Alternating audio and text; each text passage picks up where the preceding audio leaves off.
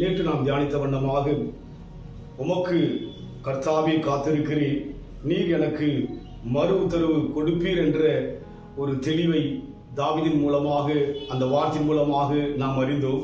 இந்த வேளையிலும் கூட சங்கீத புத்தகம் 40ஆம் சங்கீதம் 1ஆம் வசனம், கர்த்தருக்காக பொறுமையுடன் காத்திருந்தேன், அவர் என்னிடமாய் சாய்ந்து என் கூப்பிடுதலை கேட்டார் என்று சொல்லி பார்க்கிறோம். நேற்று ஆண்டவர் மறு உத்தரவு கொடுப்பார் என்று தாவீது சொல்கிறார். இந்த வார்த்தையில் பார்க்கும்போது என் கூப்பிடுதலை கேட்டார் என்று சொல்லி பார்க்கிறோம்.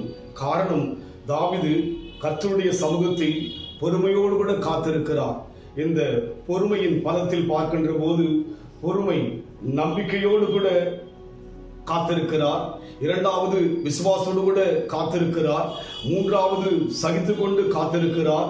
இதுதான் பொறுமையை வெளிப்படுத்துகிற ஒரு பதமாய் இருக்கிறது.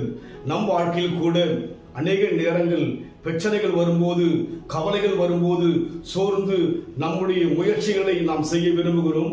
நம்மால் நம்முடைய பலத்தை கொண்டு செய்ய விரும்புகிறோம். அன்னைகளுடைய துணை கொண்டு அந்த காரியத்தை செய்து முடிக்க விரும்புகிறோம். ஆனால் தாவீது அப்படி அல்ல, தேவனுக்காக பொறுமையோடு கூட காத்திருந்தார் என்று பார்க்கிறோம். இன்றைக்கு நம் வாழ்க்கையில் கூட ஆண்டவர் என் வாழ்க்கையில் அற்புதம் செய்வார் என்று பொறுமையோடு கூட காத்திருக்க வேண்டும். தாவீது வாழ்க்கையில் எவ்வளவோ பிரச்சனைகள் அவர் வாழ்க்கையில் கடந்து வருகிறது. ஆனால் தேவனை நம்பிய அந்த தேவனுடைய மனுஷன் தேவனுக்காக பொறுமையோடு கூட காத்திருக்கிறார். பொறுமையுடன் காத்திருந்தேன், அவர் என்னிடமாய் சாய்ந்து என்னுடைய கூப்பிடுதலை கேட்டார் என்று சொல்லி பார்க்கிறோம். பயங்கரமான குழியிலும் உளையான சேற்றிலிருந்து என்னை தூக்கி எடுத்து என் கால்களை கண்மலையுமே நிறுத்தி என் அடிகளை உறுதிப்படுத்தினார் சொல்லி பார்க்கிறோம். அதுபோல நம் வாழ்க்கையில் கூட ஆண்டவருக்காக பொறுமையுடன் காத்திருப்போம். நம் தேவன் நிச்சயமாகவே பதில் கொடுக்கிற தேவனாய் இருக்கிறார். அந்த அநீதியான நியாயாதிபதி அந்த விதவிக்கு அவன் பதில் செய்தது போல, நியாயம் செய்தது போல, நாமும் தேவனுக்காக பொறுமையாய் இருக்கிற ஜனங்களுடைய வாழ்க்கையிலே அவர் நீடிய பொறுமையோடு கூட பதில் கொடுக்கிற தேவனா இருக்கிறபடினாலே இன்றைக்கு நாம் தேவ சமூகத்தில் சார்ந்து வாழ, பொறுமையோடு காத்திருக்க நம்மை ஒப்புக் கொடுப்போம். உம்மை சார்ந்து சார்ந்து நான் வாழ்வேனே, உம்மை நோக்கி தினமும் நான் பார்ப்பேனே. உம்மை சார்ந்து சார்ந்து நான் வாழ்வேனே, உம்மை நோக்கி தினமும் நான் பார்ப்பேனே. விடியல் வருமே, வெளிச்சம் பெறுவேனே, தடைகள் அகலும், தேவதயவும் கிடைக்கும். உம்மை சார்ந்து சார்ந்து நான் வாழ்வேனே, உம்மை நோக்கி தினமும் நான் பார்ப்பேனே.